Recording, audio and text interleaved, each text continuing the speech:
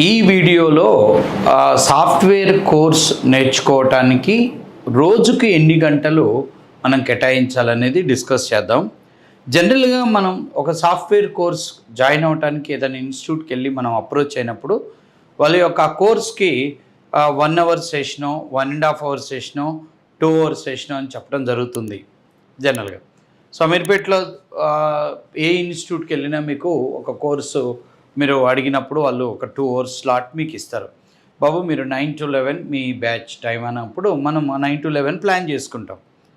So ఈ విధంగా మీరు 2 గంటలు లేదా గంటన్నర గంట సేపు ఒక కోర్స్కి కేటాయించి ఒక 4 నెలలు 5 నెలలు మీరు ఆ కోర్స్ అటెండ్ అవ్వటం వల్ల సో రిజల్ట్ ఎలా ఉంటుంది, లేదు ఈ టైం సరిపోదా అంటే ఖచ్చితంగా నేను చెప్పగలుగుతాను. ఒక సాఫ్ట్వేర్ ట్రైనర్గా నేను 15 సంవత్సరాల నుంచి టీచింగ్లో ఉన్నాను. కొన్ని వేల మంది కొన్ని వందల బ్యాచ్లు చెప్పాను. మీరు గంటన్నర 2 గంటలు ఒక కోర్స్కి కేటాయించి మీరు ఆ యొక్క సాఫ్ట్వేర్ కోర్సులో మీరు నిష్ణాతులు అవ్వాలి, దాన్ని ఉపయోగించుకొని మీరు ఉద్యోగం సంపాదించుకోవాలనుకోవటం అయితే అత్యాశ.